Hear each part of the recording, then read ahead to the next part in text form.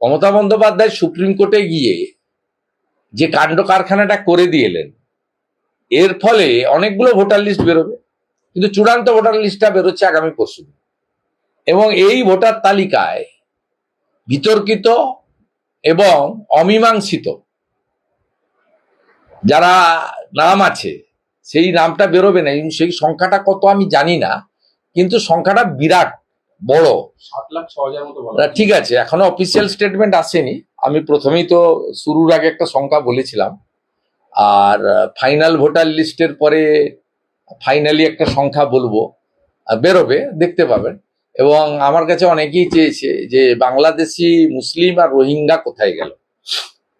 বিহারে যেমন 30,90,000 অবৈধ অনুপ্রবেশকারী চিহ্নিত হয়েছে, এখানেও আমি বলেছি ফাইনাল ভোটার লিস্টের পরে, এখন তো ফাইনাল ভোটার লিস্টে 28 তারিখের পরে বলা যাবে না, সাপ্লিমেন্ট বেরোবে, এসি ওয়াইজ এক একটা এসি কমপ্লিট হবে, তার সাপ্লিমেন্ট ক্লোজ হবে। 294 ক্লোজ কমপ্লিট হওয়ার পরে আমি যে প্রশ্নগুলো আমার বিরোধীরা বা সংবাদ মাধ্যমের টক শোতে যাওয়া রাজনৈতিক বিশ্লেষকরা করেছেন, আমি দুটো কথা বলেছিলাম। একটা সংখ্যা বলেছিলাম যে এটা হতে পারে, আমার দীর্ঘ রাজনৈতিক অভিজ্ঞতা এবং ভোটে লড়ার অভিজ্ঞতার ভিত্তিতে বলছি, কারণ আমি একটা সময় বুথ লেভেল এজেন্ট হিসেবে কাজ করেছি 1988-89-এ পিকে কলেজে বুথ লেভেল এজেন্ট ছিলাম আমি। তা ন্যাচারালি আমার সেই অভিজ্ঞতা দিয়ে আমি এটা বলেছি। সেই সংখ্যাটাও আপনারা পেয়ে যাবেন, কিছুটা আঁচ ড্রাফটে পেয়েছেন, কিছুটা আঁচ 28 তারিখে পাবেন, আর ফাইনালটা আপনারা পেয়ে যাবেন সাপ্লিমেন্ট ভোটার লিস্টের এসইউআই লিস্টের পরে। আর যে প্রশ্নটা বারে বারে করেছেন, কোথায় গেল অনুপ্রবেশকারী, কোথায় গেল ইত্যাদি ইত্যাদি, সেটা বিহারে যেমন সংখ্যা এসে গেছে, তেমনি এখানেও সংখ্যাটা এসে যাবে, সেটা আমি দিয়েও দেবো টাইমলি। এটা করতে দেন, একটু কিপ পেশেন্স। কিন্তু আমি মনে করি 28 তারিখের ভোটার লিস্টে যাদের নাম থাকবে না, তারা এদিকে ওদিকে ঝামেলা করবেন না। প্রচুর সেন্ট্রাল ফোর্স এসে গেছে, উস্কানিতে পা দেবেন না। আপনারা পরিকল্পনা করেছেন বেশ কিছু জায়গায় বিডিও অফিস জ্বালাবেন, আমার কাছে খবর আছে, বেশ কিছু জায়গায় বিডিও অফিস জ্বালাবেন। আমি সিও কে বলবো, স্টেট অবজারভারকে বলবো, ইলেকশন কমিশনকে বলবো, সমস্ত তথ্য সুরক্ষিত জায়গায় ট্রান্সফার করে নিন। বেশ কিছু জায়গায় এর আগে আপনারা চাকুলাতে দেখেছেন কি ঘটনা ঘটেছে, আপনারা মুর্শিদাবাদ জেলার জলঙ্গিতে দেখেছেন বিডিও অফিসে কি ঘটেছে। এরকম অনেক চিত্র আপনি দেখতে পাবেন। এবং আমি পরিষ্কারভাবে বলতে পারি, 28 তারিখের পরে যে অ্যানার্কির আশঙ্কা সবাই করছি আমরা, সেই জন্যই হয়তো ভারত সরকার বা ইলেকশন কমিশনের পক্ষ থেকে আগেই 240 কোম্পানি পাঠিয়ে দিচ্ছে। আশঙ্কা মিথ্যাও, এই প্রার্থনা করব রঙিন উৎসব দোলের আগে এই ধরনের ঘটনা না ঘটাই ভালো। এছাড়াও মুসলিমদেরও এই মাসে তাদের একটা চলছে, ধর্মীয় রীতিনীতি চলছে, না হওয়াই ভালো। কিন্তু উস্কানি দাতা তো এখানে আছেন মমতা ব্যানার্জি, তিনি তার উস্কানি দেওয়া কথাবার্তা গতকাল থেকেই শুরু করেছেন, যে আমি না বাধা দিলে 1,20,00,000 বাদ চলে যেত। এবং তিনি আজকেও আলপটকা মন্তব্য করেছেন, আগামী কয়েকদিন করতে থাকবেন। অতএব উনি বহুবার উস্কানি দিয়ে এই রাজ্যে শান্তি নষ্ট করেছেন। উনি সিএ কে এনআরসি বলে প্রথম মিছিল করেছিলেন, স্মৃতির মোড় থেকে শ্যামবাজার 5 মাথার মোড়, আগুন লাগিয়েছিলেন।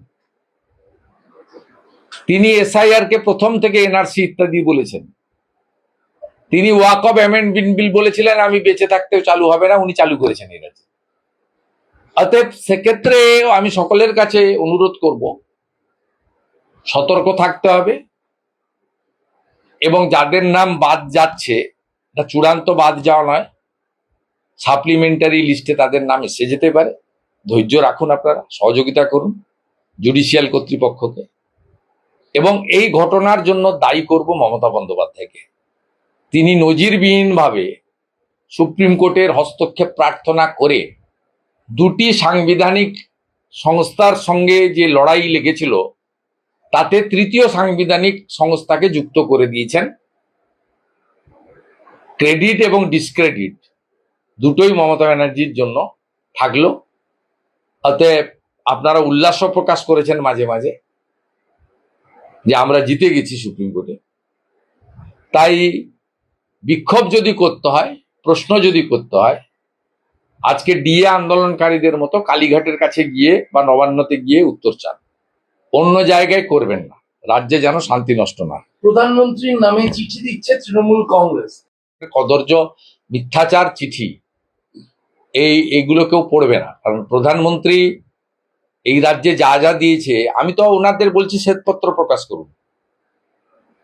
মাননীয় প্রধানমন্ত্রীর নেতৃত্বে এনডিএ গভর্নমেন্ট 10 লক্ষ কোটি টাকা আপনাদের দিয়েছে। ইউপিএ 1 এবং 2 আপনাদের দিয়েছে 2,65,000 কোটি টাকা। 30,000 কোটি টাকা 40 লক্ষ বাড়ি দিয়েছে, তালিকা প্রকাশ করুন। 72 লক্ষ শৌচালয় দিয়েছেন, তার তালিকা প্রকাশ করুন। 54 লক্ষ পিএম কিষাণ সম্মান নিধি দিয়েছে। প্রধানমন্ত্রী পশ্চিমবঙ্গে 7 কোটি লোককে প্রধানমন্ত্রী অন্ন সুরক্ষা যোজনাতে চাল আর গম দিচ্ছেন, আপনারা গমের বদলে পচা আটা খাওয়াচ্ছেন। এর বাইরেও মেট্রো থেকে শুরু করে নানা প্রজেক্টে ভারত সরকার যে অর্থ দিয়েছে, কল্যাণী এইমস থেকে শুরু করে স্বাস্থ্য দপ্তরে যে অর্থ দিয়েছে, তার প্রকাশ ঘটান আপনারা, তার শ্বেতপত্র বলুন। আপনি তো নিজেই বলেছেন 2 কোটি বেকার চাকরি পেয়েছে। তাহলে আজকে 26 তারিখ অ্যাপ্রক্স 65 থেকে 70 লক্ষ বেকার ফর্ম ফিল আপ করলো। সংখ্যাটা ফাইনালি 80 লাখও হতে পারে। আমি বিকেলে নিয়েছি, এটা 70 লাখে চলে গেছে।